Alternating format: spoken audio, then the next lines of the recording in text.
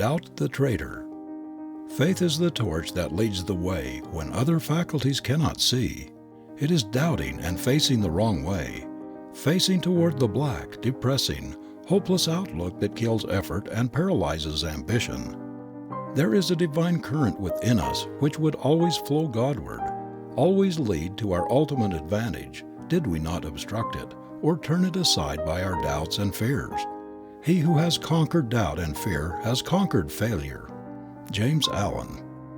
When David Hume, the agnostic, was twitted with his inconsistency in going to hear the Orthodox Scotch minister John Brown preach, he replied, "I don't believe all he says, but he does, and once a week I like to hear a man who believes what he says."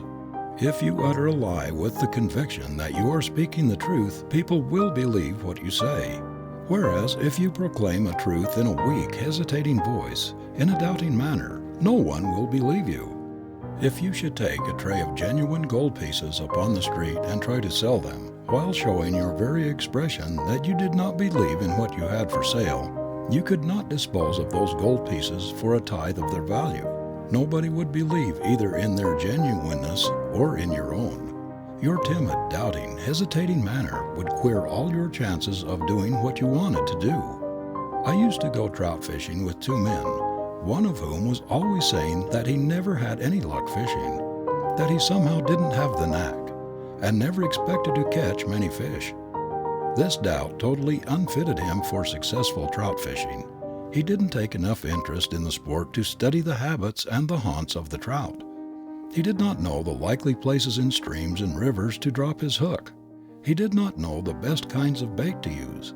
His doubt of his ability led to indifference, and this made him a failure as a trout fisher. The other man never had a doubt of success. If there were any trout to be caught, he felt sure he would catch them. For years he had made a study of trout habits. He could tell which side of the big rocks to cast his hook, and he knew how to cast it in a way that would tempt the trout. Fishing in the same stream alongside the doubtful, indifferent fisherman, he would catch 10 times as many fish. If there is a great doubt in your self-faith, if you have left a bridge of standing for your retreat in case of defeat, if you lack clean-cut, firm decision, if there's any interrogation point in your confidence in yourself, there will be a limp in your success gate, and you will not be able to rise out of mediocrity. Our worst enemies are not outside but inside of us. Every human being harbors a traitor who is always on the watch to thwart his ambition, to turn him aside from his aim. That traitor is doubt. You must make up your mind at the very outset of your career that you will always be followed about by certain mental enemies, mental traitors, which will try to dissuade you from doing the highest or biggest thing possible to you. Doubt is one of the most insistent of these, and will dog your steps to your grave. The man or woman who is not strong enough to resist its insidious attacks will never do what he or she is capable of doing, and was sent into the world by the Creator to do. The person who is always fearful of consequences, who is in doubt as to the outcome of his acts, or whether he is really capable of doing what he undertakes, will always be a weakling.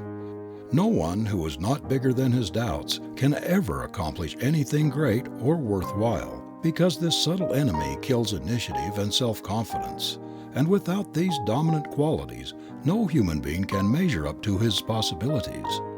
But for doubt, which strangles the very beginning of things, initiative, instead of being so rare, would be a common virtue among all classes.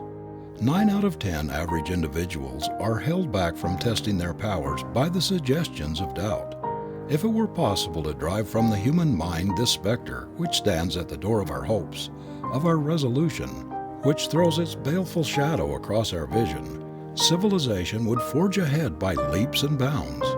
This miserable traitor, under the guise of a friend, is holding down millions of men and women below the level of their powers, keeping them from beginning things which they are capable of doing, but which doubt warns them at their peril not to attempt. Doubt is responsible for more suicides, more misery, more bankrupt lives, more failures than any other one thing. It makes more people afraid to start out on a course they know they ought to pursue than any other thing. standing right at the gateway of our choice, at the parting of the ways, when we have fully resolved to take the path that is best for us, a hard and forbidding one compared with the easy way along the line of least resistance. Doubt calls a halt. It bids us pause and think once more, asks us to look again at the rugged path we have chosen and consider whether we really want to pay the price of our choice, to take that turning when the other looks so much brighter and pleasanter and is so very much easier. This is the point of cleavage, which marks the beginning of failure for the timid soul who is not bigger than his doubt. The suggestions pushed into his mind by his enemy make him hesitate. He is moved to stop, look, and listen.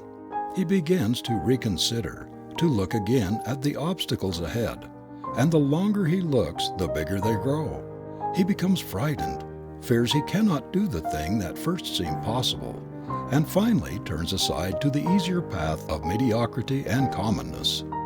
Doubt has killed more splendid projects, shattered more ambitious schemes, strangled more effective genius, neutralized more superb effort, blasted more fine intellects, thwarted more splendid ambitions than any other enemy of the race. Talk about drug victims and slaves of drink. Doubt has more victims than even these terrible enemies of the race. We see them everywhere in menial and lowly positions, perpetual clerks, discontented drudges, hewers of wood and drawers of water, paralyzed at the very gateway of their career by that fatal trait which they have never learned how to strangle, to neutralize with its opposites, faith, hope, confidence, assurance. How many thousands of employees plodding along in mediocrity today could have been in business for themselves but for this great enemy inside of them? How many splendid young men have been kept out of the pulpit? How many superb lawyers in possibility have been strangled by this traitor? How many men are today clerks, bookkeepers, or other subordinates, who might have been managers, superintendents, or proprietors themselves, but for the work of this damnable traitor? When opportunity presented itself, these doubters were afraid. They waited for certainty. They dared not take chances. They did not realize that opportunity is a maiden who admires the bold, courageous, self-confident suitor. They did not wake up in time to the fact that she will not trust herself to the timid, the hesitant, the overcautious suitor. When too late they realized that while the doubter is wavering and hesitating, wondering if he dare try to win, the daring, intrepid wooer steps in and wins. The great prizes of life are for the courageous, the dauntless, the self-confident. The timid, hesitating, vacillating man who listens to his doubts and fears, stops to make up his mind, and the opportunity has passed beyond his reach. Doubt, certainty, or fear as to results is the great discourager of the human race. It is the dire enemy of all achievement. It tells the poor boy and girl who long for an education that it is foolish for them to think of going through school and college without money or without somebody to help them. It tells them that there are many more poor boys and girls in every school and college who are trying to pay their way than will ever find opportunities to make their education available. It is always whispering to them that there is a big waiting list of men and women who were graduated years ago everywhere looking and waiting, trying in vain to get something to do to earn back the amount they spent on their education. No matter what you attempt to do, what new enterprise you may undertake, what progressive plans you may make, the traitor doubt will bob up and call a halt, will try to dissuade you from your purpose. It will suggest to you how many others have undertaken similar things and have gone to the wall, have failed to accomplish what they expected. It will tell you that you had better go slow, that it is foolish to go into business in times like these, that you should wait until you are better prepared, until you have more capital. In short, that there are stumbling blocks in the way, and that you must consider the step very carefully before you venture to decide. It does not matter what we plan to do. Doubt is always there ready to knock our resolutions, and if possible, to discourage us even from attempting to put our plans in execution. Who could ever estimate how many superb inventions and discoveries, which would have helped emancipate the race from drudgery and hard conditions, have been sidetracked by this traitor? Doubt kills activity, discourages ambition and destroys or neutralizes the biggest brain power. It would make a pygmy of a Webster. By filling his mind full of doubt of his own creative power, a hypnotist could make a Shakespeare believe he was a fool. He could inject a doubt into the mind of a Napoleon that would cut his genius down to the mediocrity of a common soldier. This arch-traitor of mankind is so closely related to fear that it is almost impossible to draw a dividing line between the two. They are twins. Whenever doubt can get a foothold, it introduces its brother fear. And fear brings with it all of its relatives: worry, anxiety, discouragement, the whole failure family. A single day of doubts, of fears, of unbeliefs, of the crime of self-depreciation will drive away from a man all that he has attracted to himself in many months. There are multitudes of people today suffering from the fatal disease of self-depreciation, the seeds of which were implanted in them by doubt. All the victims of discouragement, those who are suffering from despondency, those who are going through life disheartened, hopeless, despairing, are the authors of their own misery. They persist in killing the very thing they are pursuing, in queering their own quest by the poison of doubt. The doubting Thomases never get anywhere because they have no vision, and without a vision the people perish. The man who would do anything worthwhile in this world must have a vision. He must have courage to match it. Courage is the great leader in the mental realm. Whatever paralyzes it strangles the initiative, kills the ability to do things. Doubt is its greatest enemy. It suggests caution at the very moment when everything depends on boldness. If a general were to be overcautious, to wait for absolute certainty in regard to results before putting his plan of campaign into action, he would never win a battle. Caution is an admirable trait, but when carried to excess, it ceases to be a virtue and comes perilously near being a vice. It may render ineffective many noble qualities. There are a great many people who seem to be courageous enough, but an excessive development of caution holds everything in abeyance to wait for certainty. I know men who wait and wait, never daring to undertake anything where there is a risk, even though their judgment tells them they ought to go ahead. We are creatures of habit, and the constant raising of doubts in our minds as to our ability to do what we want to do in time becomes a habit of thinking we can't. And when we think we can't, we can't. When a man begins to listen to his doubts, he is beginning to weaken. Why delay beginning the thing that you know perfectly well you ought to do? What are you afraid of? Failure. Even an honorable attempt is preferable to forever postponing the thing that you ought to do. Is it the additional responsibility you shrink from, the extra work? Do you have a horror of possible failure? Do you shrink from the possible humiliation of losing out in your venture? What is it that enlarges your doubt and holds you back? Some handicap, some invisible thread? Are you carrying a great excess of baggage, clinging to unnecessary things which handicap you? I have heard of a sailor who lost his life in that way. He was one of the crew of a ship that was carrying a large quantity of gold nuggets to a distant port. The ship ran upon a rock, and when all hope of saving her or her precious cargo was gone, the captain ordered everybody to leave the sinking ship.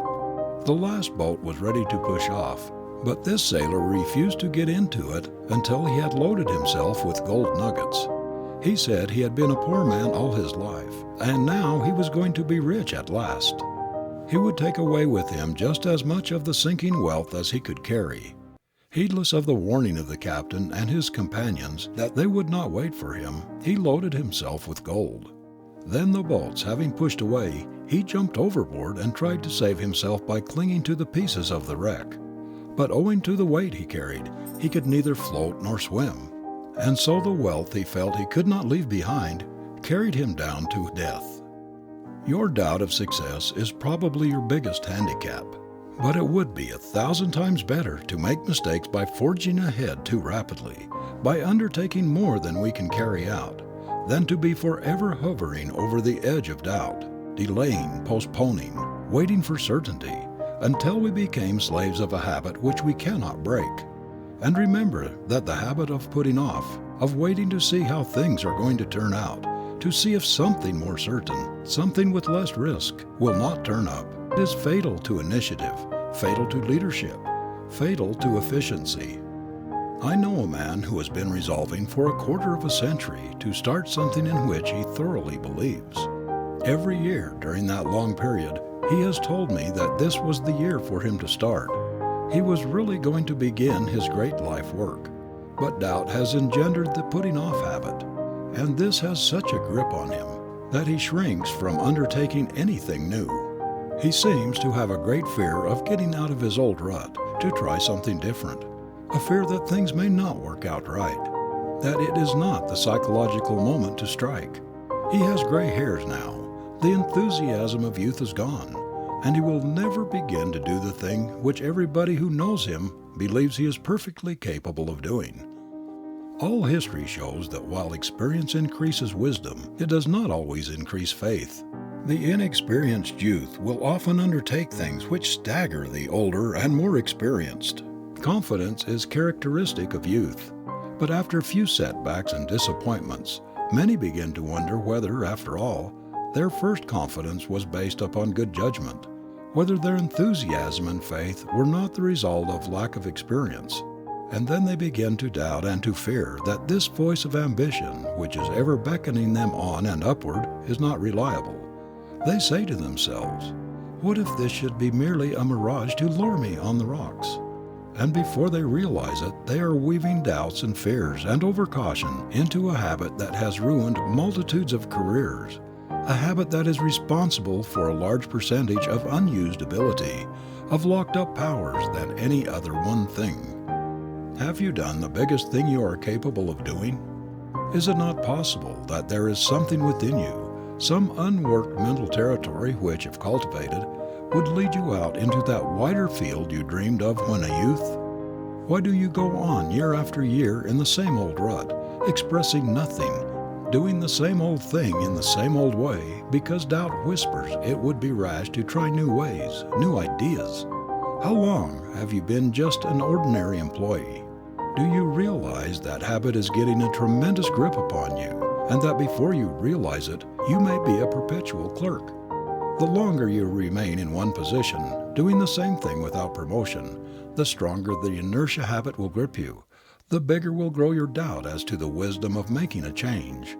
It is a dangerous thing to get into a rut.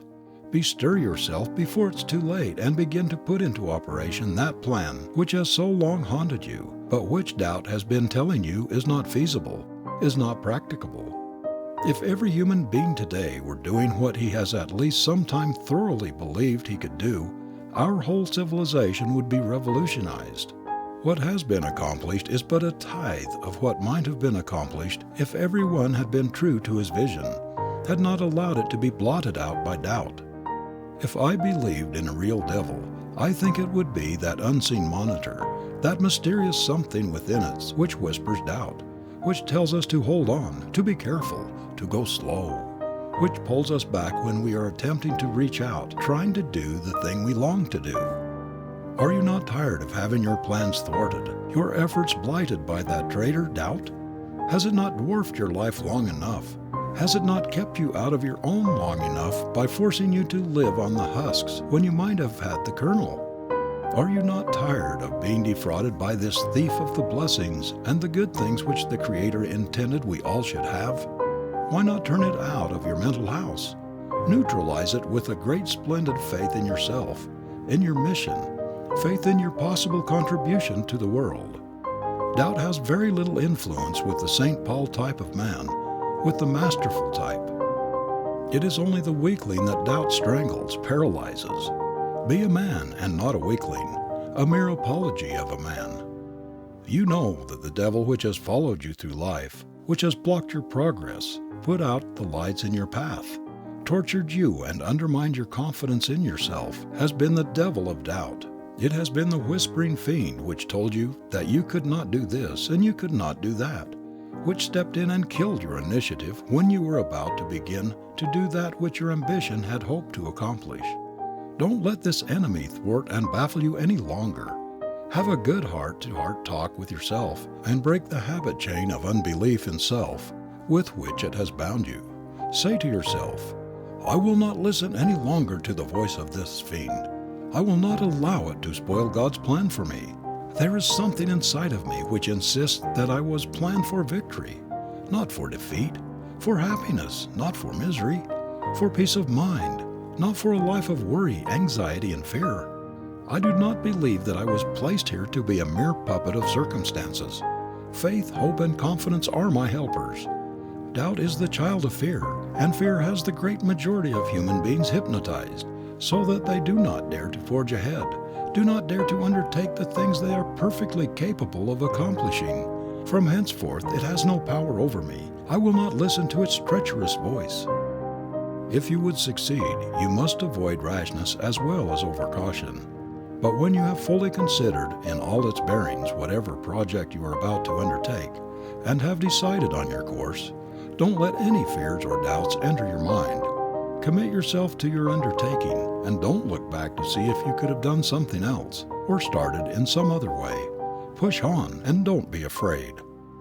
After we have launched out in an enterprise, have committed ourselves before the world, pride steps into the situation and pushes us on through hardships which would have discouraged and turned us aside before we had fully committed ourselves.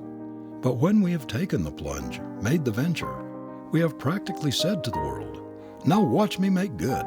I have made up my mind to put this thing through, and I am not going to turn back. Our confidence grows as we advance, and then it is comparatively easy, even under difficulties, to keep forging ahead. Every child, every youth should be taught the danger of this fatal human enemy, doubt. They should be so imbued with the philosophy of expecting success instead of failure that doubt would never get sufficient grip on them to strangle their capabilities and blight the fulfillment of their dreams. If every child were reared with the conviction that he was born for happiness, that it was intended he should realize his vision, his mind would be turned towards the light. His whole mentality would be so firmly set toward success and happiness that doubt could not get a hold of him. As it is, the lives of multitudes of people are constantly filled with doubts and fears and uncertainty in regard to the future. Young impressionable minds are often stamped with the failure suggestion before they are out of their teens. Most of us are born with the doubt germ implanted in our brain. There are hundreds of thousands of people in this country today who have splendid ambitions, who have made resolutions to carry out those ambitions, but who are cowering victims of doubt, which keeps them from making a start. They are just waiting. They are unable to make a beginning while this monster stands at the door of their resolution. They are afraid to burn their bridges behind them, to commit themselves to their purpose. At the very outset of your career, make up your mind that you are going to be a conqueror in life, that you are going to be the king of your mental realm, and not a slave to any treacherous enemy, that you will choose the wisest course, no matter how forbidding or formidable the difficulties in the way, that you will take the turning which points toward the goal of your ambition, no matter who or what may bar your onward path. Don't let doubt balk your efforts. Don't let it paralyze your beginning and make you a pygmy, so that you will not half try to make good when you have a willing giant in you. Confidence, self-assurance, self-faith, these are the great friends which will kill the traitor doubt. End of chapter 3.